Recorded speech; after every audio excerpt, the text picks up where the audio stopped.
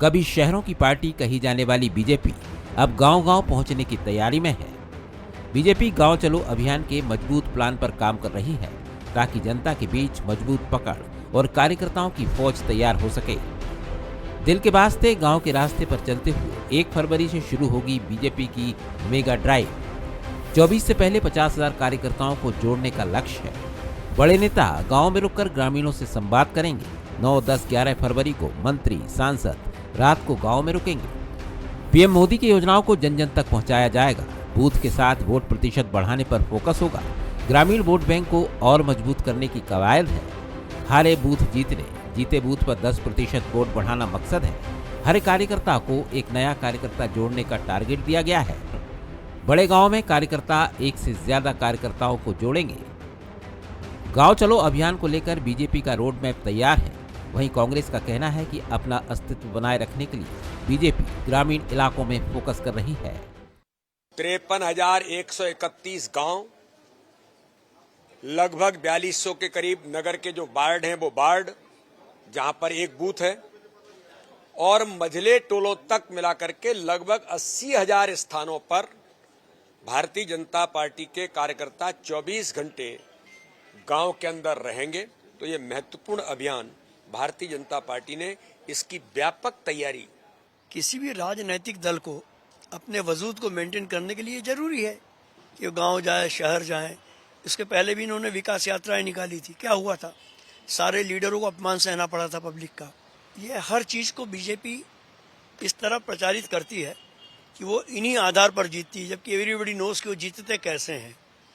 हमें उनकी किसी भी व्यू रचना से जरा भी रुचि नहीं है, उनका निजी मामला है। जाहिर है एमपी में बड़ी आबादी ग्रामीण इलाकों में है। विधानसभा चुनाव में ग्रामीण इलाकों में बीजेपी को भारी समर्थन मिला। बीजेपी न केवल इसे और आगे ले जाना चाहती है, बल्कि प्रचंड बहुमत के साथ रिकॉर्ड भी बनाना चाहती है। सवाल नंबर 1, गांव मजबूत कर बीजेपी जन समर्थन का दायरा बढ़ाना चाहती है। सवाल नंबर 2, बीजेपी की प्रयोगशाला कहलाने वाला एमपी फिर देगा 24 में साथ। सवाल नंबर 3, कांग्रेस अपनी स्थिति मजबूत करने के लिए क्या रणनीति अपनाएगी। नमस्कार, मैं हूं शरद द्विवेदी और हमारा आज का मुद्दा है दिल्ली के वास्ते गांव के रास्ते। कई बार ये बात हमेशा बड़े और सीनियर लोग कहते हैं कि आपके जीवन का लक्ष्य क्या है। क्या सुबह बिस्तर से उठने के लिए, और वो भी कूद कर बिस्तर से उठने के लिए, गुनगुनाते हुए जोश से भर कर उठते, आपके पास कोई ऐसा लक्ष्य है जो आपको इसके लिए मजबूर करता है? ये बहुत बड़ा सवाल है। और ये सवाल अगर बीजेपी से पूछें तो बीजेपी के पास एक बड़ा मजबूत लक्ष्य है। कभी वो 200 पार की बात करती है राज्य के चुनाव में, मध्य प्रदेश के चुनाव में, केंद्र के चुनाव में 300 पार वो कर ही चुकी है 2-2 बार, और अब की बार 400 पार करना है।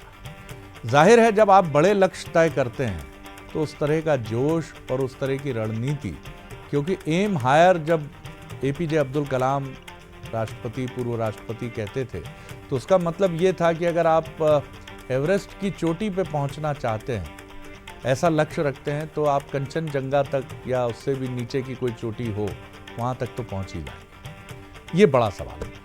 तो इस लक्ष्य के साथ बीजेपी लगातार आगे बढ़ने की कोशिश कर रही है। अब कितना इसका असर होगा ये तो वक्त बताएगा। जो मेहमान हमारे साथ हैं आज इसी पर हम बात करेंगे, उनसे मिलिए। जय नागला जी वरिष्ठ पत्रकार हमारे साथ हैं, उनसे हम मिलेंगे। मिलन भार्गव जी हैं, बीजेपी प्रवक्ता हैं, युवा नेता हैं, बहुत स्वागत करूंगा। आनंद जाट जी हैं, कांग्रेस प्रवक्ता हैं, युवा नेता हैं, और जय नागला जी हैं, वरिष्ठ पत्रकार, राजनीतिक विश्लेषक। सबसे पहले जय जी आप ही की तरफ मैं आता हूं। जो सवाल हमने खड़ा किया, सवाल ये नहीं है कि आप क्या सोचते हैं, सबसे बड़ा प्रश्न ये है कि वो आग आपके भीतर कितनी और कितनी अधिक मात्रा में है, और सिर्फ आपके बड़े नेताओं में नहीं, निचले स्तर तक, कार्यकर्ताओं तक वो आग अगर सिर्फ आगे बढ़ने की है, अपने को, अपनी पार्टी का झंडा बुलंद करने की है, और उसमें और कोई स्वार्थ शामिल नहीं है, तो ये चीज़ एक बड़ी चीज़ बनती है। बीजेपी की इन महत्वाकांक्षाओं को जो उसे लगातार सफलता भी दिलाती हैं, कैसे देखते हैं आप? शरद जी, इसमें कोई दो राय नहीं कि बीजेपी छोटा चुनाव हो उसे बहुत गंभीरता से लड़ती है, और यहाँ तो लोकसभा चुनाव है, और रणनीति के स्तर पर वो कभी बहुत उनकी मजबूत जमावट होती है, चाहे छोटा चुनाव हो, चाहे विधानसभा हो और चाहे लोकसभा हो। और उसको वो बहुत एक अच्छी स्ट्रेटेजी के साथ प्लान करती है और उसको एग्जीक्यूट भी करती है। तो मुझे लगता है कि पार्टी को लगातार गतिशील करती है।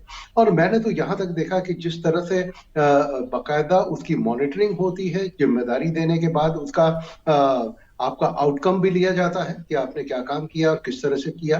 तो पार्टी को कहीं ना कहीं एक बड़े डिसिप्लिन में लाने का काम किया है और डिसिप्लिन के में लाने के साथ साथ एक उत्तरदायित्व भी आपको दिया है कि जिम्मेदारी सौंपी गई है एक एक व्यक्ति को। तो एक तो इसके दो फायदे हैं कि पार्टी अपने कार्यकर्ताओं का पूरा उपयोग करती है, अधिकतम उपयोग करती है, और कार्यकर्ताओं में भी ये भाव आता है कि पार्टी उनके कार्य को महत्व देती है या उनकी महत्ता महसूस करती है।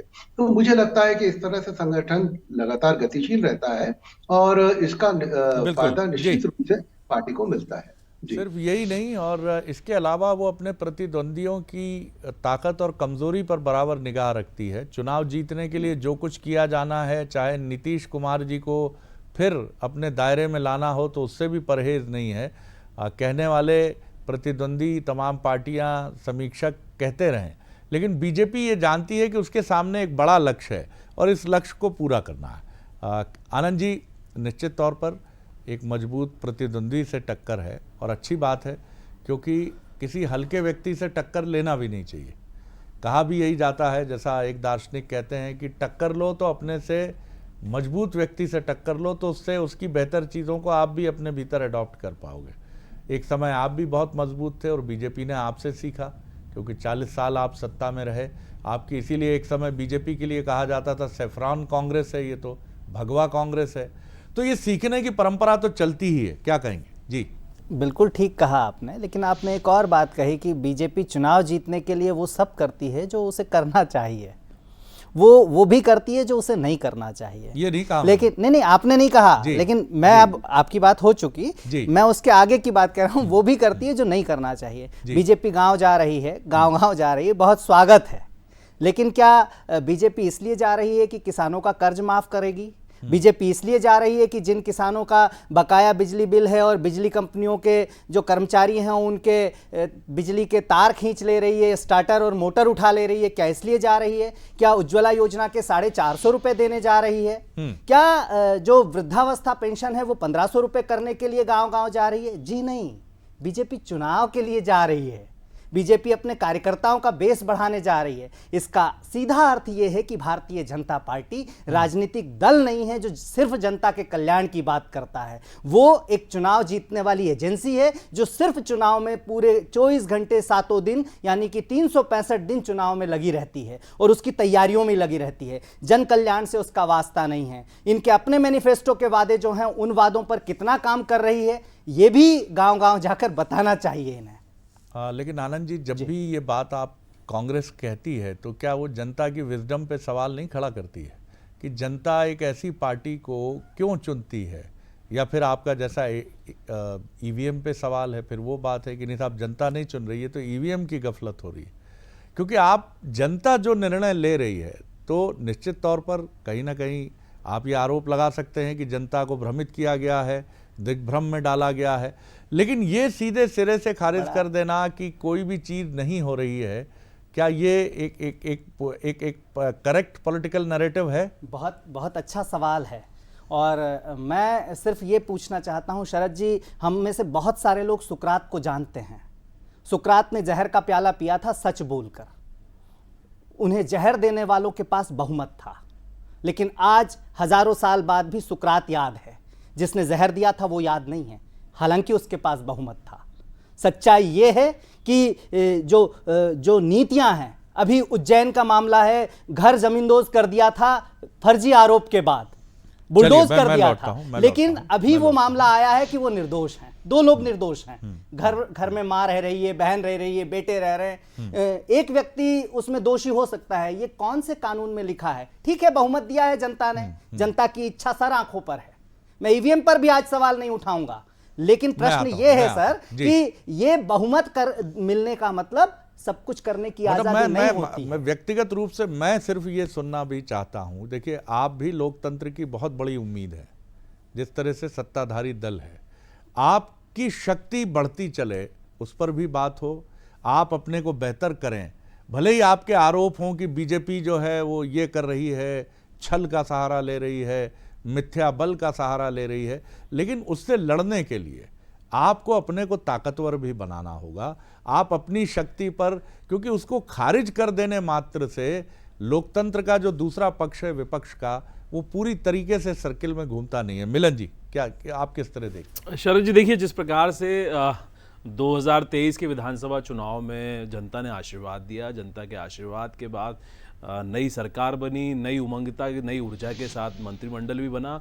उसके बाद आपने देखा होगा कि भारतीय जनता पार्टी की सरकार ने विकसित भारत यात्रा निकालकर जनता के बीच शुरुआत की जाने की और अपने योजनाओं का प्रचार प्रसार किया और लाभार्थियों, हितग्राहियों को जोड़ने का प्रयास किया। अब आप उसके बाद देखिए जिस प्रकार से आज प्रधानमंत्री नरेंद्र मोदी जी ने नव मतदाता सम्मेलन कर उनको सीधे लाइव जोड़कर लगभग 1 करोड़ नव मतदाताओं से बातचीत की और उनसे सुझाव मांगे कि किस प्रकार से भविष्य का भारत आप देखते हैं और किस प्रकार की योजनाओं में आपकी सहभागिता हो, आपका क्या विचार है, विजन है, उस पर लगातार बात की। अब उसके बाद देखिए भारतीय जनता पार्टी लगातार गांव की तरफ बढ़ रही है, मतलब अपना बेस, ऐसा नहीं है कि पहली बार गांव की तरफ जा रहे हैं, लेकिन भारतीय जनता पार्टी का अपना एक सिस्टम है जिसमें कार्यकर्ताओं को जनता से कनेक्ट करना और कार्यकर्ताओं को प्रशिक्षित करना ताकि वो नेतृत्व क्षमता उनके अंदर डेवलप हो। आपने देखा भी है कि किस प्रकार से भारतीय जनता पार्टी ने इस देश में सशक्त नेतृत्व दिया, चाहे वो मुख्यमंत्री बनाकर दिया हो या देश में प्रधानमंत्री। एक सामान्य से वर्ग से आने वाला एक गरीब परिवार का बच्चा भी इस देश का प्रधानमंत्री बन सकता है, यह भी साबित किया। प्रदेशों में मुख्यमंत्री बन सकता है, मध्य प्रदेश में एक मजदूर का बेटा मुख्यमंत्री बन सकता है और उससे पहले किसान का बेटा भी मुख्यमंत्री था। तो ये लगातार हमने ये भारतीय जनता पार्टी की कार्य पद्धति भी है और उसमें निपुणता के साथ जिस शने शने कार्यकर्ता को नेतृत्व करने की क्षमता प्रदान की जाती है, ये उसी दिशा में बढ़ा हुआ कदम है। आप देखिए 80,000 चयनित स्थानों पर, जिसमें गांव भी हैं, शहर के वो वार्ड भी हैं जिन बूथों पर हमको काम करने की आवश्यकता है, वो लक्ष्य देके पार्टी ने कार्यकर्ताओं का तय किया कि वो जाएंगे और 24 घंटे जनता से सीधी कनेक्टिविटी रखकर सरकार का जो कामकाज है, जो योजना है, उनका प्रचार प्रसार भी करेंगे और नीचे क्या चल रहा है, जनता की क्या सुझाव है और किस प्रकार का मध्य प्रदेश और देश देखते हैं, उससे सीधा सतत संपर्क भी होगा। तो ये कहीं ना कहीं बहुत सकारात्मक वातावरण बनाने की तरफ आगे बढ़ना है। वहीं आप देखिए कांग्रेस पार्टी की बात, हम तो 80,000 केंद्रों पर जा रहे हैं, लिखित में जाएंगे एक एक स्थान पर, लेकिन आज कांग्रेस को चुनौती है कि 8,000 कार्यकर्ता भी नहीं मिलेंगे, 80,000 तो छोड़ दीजिए आप, क्योंकि ना संगठन है और ना नियत है, ना नेतृत्व है, ना सामूहिक ताकत की कोई बात है, ना सकारात्मक राजनीति है। आज भी झूठ, प्रपंच और नकारात्मक वातावरण की राजनीति वो कर रहे हैं। लेकिन यदि संगठन और राजनीतिक दल की, अभी आनंद भाई बात कर रहे थे कि भारतीय जनता पार्टी राजनीतिक दल नहीं एजेंसी है, तो ये भूल जा रहे हैं, क्योंकि ये हार में संवैधानिक संस्थाओं पे तो आरोप लगा ही रहे हैं, लेकिन व्यवस्था पे भी आरोप लगा के अपनी कमजोरी छुपा रहे हैं। अभी राष्ट्रपति द्रौपदी मुर्मू जी हमारे गणतंत्र दिवस की पूर्व संध्या पर अपना संदेश दे रही। देखिए, फिर बढ़ेंगे हम अपनी बातचीत की तरफ। जय जी, मैं फिर आपकी तरफ लौट रहा हूं और जरा ये चीज़ हमें समझनी होगी कि कांग्रेस का एक नज़रिया चीज़ों को लेकर बीजेपी से मुख्तलिफ है। जाहिर तौर पर होना ही चाहिए, आप एक अलग विचार की पार्टी हैं, बीजेपी एक अलग विचार की पार्टी है, लेकिन राजनीति में कहा जाता है, जैसा एक, हालांकि उससे मैं भी पूरी तरह इत्तेफाक नहीं करता हूं कि मोहब्बत और जंग में सब जायज़ है जी, लेकिन राजनीति में भी ये जुमला दशकों से स्थापित है कि साहब पॉलिटिक्स में सब कुछ चलता है, और कांग्रेस ने भी राजनीति में इस सब कुछ चलता से परहेज नहीं किया है। 90 का दशक आपको याद होगा, जब 3-3 सरकारें गिरी, तो उसमें कांग्रेस की भूमिका मार्क्सवादी कम्युनिस्ट पार्टी के साथ क्या थी, ये हम सब ने देखा है। लेकिन उसके लिए कांग्रेस ही नहीं, क्योंकि सभी शरीके जुर्म हैं अगर यहाँ आप बात करें तो राजनीति में सब चलता है। लेकिन अभी हमने राम मंदिर पर जिस तरह से देखा कि कांग्रेस का जो रुख और रवैया रहा, विरोध का नहीं था, लेकिन यह भी माना गया कि यह समर्थन का भी नहीं है उस तरह से, और ऐसा लग रहा है कि जैसे ये विशुद्ध रूप से मुद्दा बीजेपी का है, जबकि आपके पास बहुत तर्क हैं, दलीलें हैं, मसले हैं, लेकिन आप उनको कहते हुए या तो उनसे परहेज करते हैं और या ये सोचते हैं कि हम प्रभावी तरीके से कह नहीं पाएंगे तो दूर रहे। आप इसे कैसे देखते हैं? शरद जी, जो मैं देख रहा हूँ, देखिए राम मंदिर के मामले में पार्टी कहीं ना कहीं थोड़ा सा न्यूट्रल उसमें रही, और चाहे शंकराचार्यों की बात की उन्होंने, और इसमें कोई दो मत नहीं कि बीजेपी का जो प्रोपेगेंडा था उसने इस पूरे मुद्दे को हथिया लिया और पूरा क्रेडिट इसको अकेले लेने की कोशिश की, और वो इसमें काफी हद तक सफल भी रही।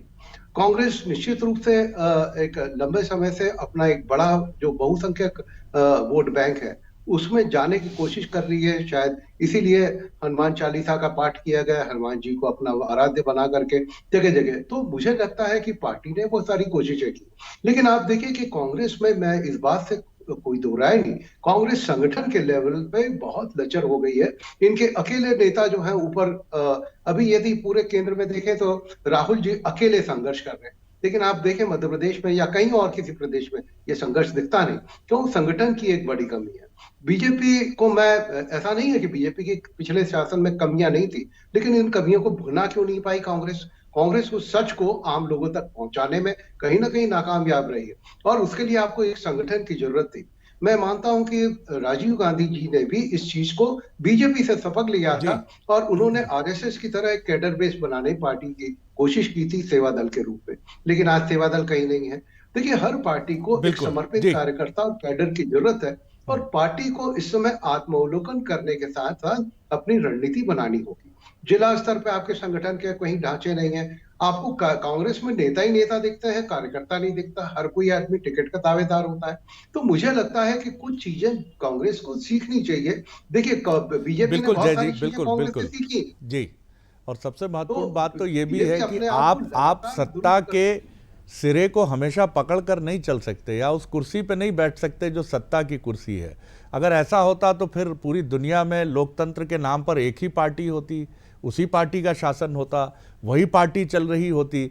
लेकिन इसका ये भी अर्थ नहीं है कि आप जब सत्ताधारी दल से विपक्ष हो जाएं तो आप आपके तौर तरीके सत्ताधारी दल के रहें, एटीट्यूड वही रहे, एग्रेशन वही रहे, आप उस तरह से सड़कों पर उतरने से परहेज करें। आनंद जी। जी। दो महत्वपूर्ण बातें हैं कि भारतीय जनता पार्टी चुनाव जीत गई। मैं बहुत विनम्रतापूर्वक ये कहना चाहता हूँ कि मेरी पार्टी ने केंद्र में लगातार 12 चुनाव जीते हैं, और भारतीय जनता पार्टी अगर अटल जी के को मिला लें पूर्णकालिक 3 कार्यकाल देख चुकी है, तो 3 चुनाव जीती है। प्रश्न ये नहीं है, क्योंकि चुनावी जीत उपलब्धियाँ नहीं होती हैं, उपलब्धियों को प्राप्त करने के लिए जनादेश होता है। तो यहाँ समझने वाली बात यह है कि जनादेश क्यों मिला है। एक मैनिफेस्टो होता है, कुछ नीतियाँ होती हैं, उन्हें लागू करने के लिए। उतना मैंने पहले वक्तव्य में भी यही बात कही थी कि उपलब्धियाँ क्या हैं भाई। उपलब्धियों के नाम पर क्या है? मध्य प्रदेश कुपोषण में नंबर 1 है, मध्य प्रदेश जो है गरीबी में बहुत बड़े स्तर पर है, और 5.5 करोड़ लोगों को अगर 5 किलो राशन दिया जा रहा है तो ये इस बात की पुष्टि भी करता है। बेरोजगारों की एक फौज है, उसके लिए क्या कार्यक्रम है। ठीक है, आप चुनाव जीत जाइए, और 2 चुनाव जीत जाइए, 4 चुनाव जीत जाइए, आप हमेशा हमेशा सत्ता में रहिए, लेकिन मध्य प्रदेश की जो 8 करोड़ जनता है उसके कल्याण का क्या 1.5 GB डाटा और 5 किलो आटा केवल आपकी उपलब्धियां होंगी? क्या उस 8 करोड़ जनता के लिए केवल वही उपलब्धियां होंगी? ठीक है, कांग्रेस को छोड़ दीजिए कुछ देर के लिए, मध्य प्रदेश की जनता जनार्दन को ध्यान में रखकर हमें नीतियां नहीं बनानी चाहिए। एक और महत्वपूर्ण बात, बस शरद जी 30 सेकंड लूंगा आपके, कि मीडिया जो है, मीडिया की इस समय बड़ी चुनौतीपूर्ण भूमिका है, उन पर भी दबाव है, लेकिन उसमें मीडिया जितना कर पा रहा है जनता के लिए वो भी वरेण्य है। पर सत्ता से सवाल पूछने का मीडिया का जो चरित्र है वो आज कुछ एक संस्थानों को छोड़कर बाकी जगह खत्म हो गया है। यह भी विपक्ष के सामने चुनौती है। देखिए, 1975 भी नहीं भूलना चाहिए।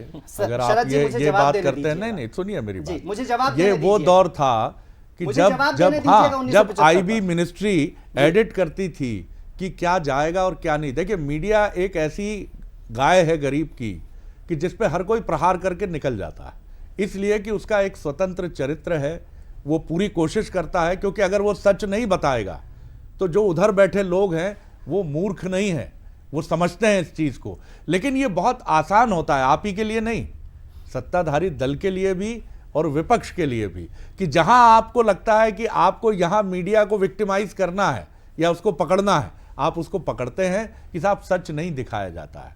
सच दिखाने के लिए अगर मीडिया ने अपना ये चरित्र छोड़ दिया तो माफ़ कीजिएगा, ये ऐसी चीज़ है, ऐसी बात है। मैं आऊँगा आपकी तरफ।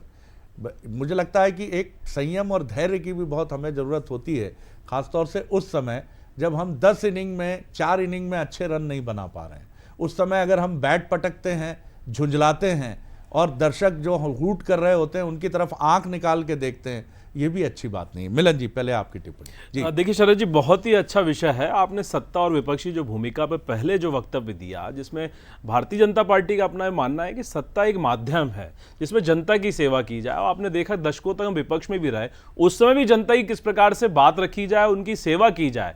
हमेशा 24 घंटे 365 दिन कार्यकर्ता और नेता हमारा सक्रिय रहता है, ना विपक्ष हो चाहे सत्ता में हो, हम लोग सक्रियता बनाए रखते हैं क्योंकि हमारे पास जिम्मेदारी है। और एक ऐसा संगठन है जो गरीबी से नीचे से निकाल कर हर वर्ग के व्यक्ति को स्थान देकर उसकी उपयोगिता के आधार, उसकी योग्यता के आधार पर उसको नेतृत्व करने का मौका दिया जाता है। यह बार बार साबित हुआ है। लेकिन विपक्ष में रहने के बाद चूंकि कांग्रेस पार्टी बौखला गई है, संवैधानिक संस्थाओं पर आरोप लगाना, कभी चुनाव आयोग को गलत कह देना, कभी सुप्रीम कोर्ट के खिलाफ सड़कों पर उतर जाना, अब तो आप मीडिया को भी गाली देने से परहेज नहीं करते। लेकिन ये भूल रहे हैं कि हम 21वीं सदी के उस युग में जी रहे हैं जहां जनता ये जान रही कि आप जनता को राक्षस कह रहे हैं हारने पर, और वहीं भारतीय जनता पार्टी जीतने के बाद भी उसको देवतुल्य मान कर सेवा कर रही है। ये जनता की बारीक नजर है जो आप देख नहीं रहे। 1975 में आपने मीडिया पर क्या किया, ये सबके कालखंड में इतिहास के काले पन्नों में दर्ज है। उसको आप उकेरेंगे तो आप ही उस गहराई में कूद जाएंगे, उस गटर में चले जाएंगे जिसमें आपका काला अध्याय लिखा गया है। वक्त कम है जय जी।